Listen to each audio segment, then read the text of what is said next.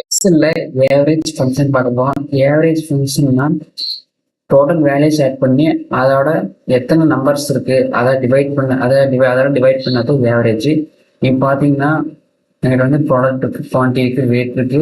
அப்புறம் total காஸ்ட்டோட total வேல்யூவை நான் வந்து டோட்டல் காஸ்ட்டை வந்து நான் எல்லா ப்ராடக்ட்டுக்கும் ஆட் பண்ணிட்டேன், கண்டுபிடிச்சிட்டேன். இப்போ வந்து இப்போ காஸ்ட்டோட ஏவரேஜ் என்ன பண்ணிட்டேன் கண்டுபிடிக்கணும்.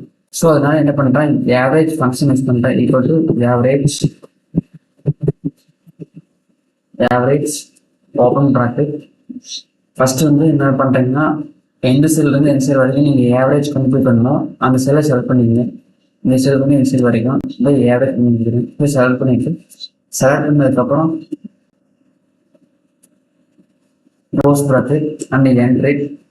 The average cost of a product should be 245. This is the easy method to find the average of a product.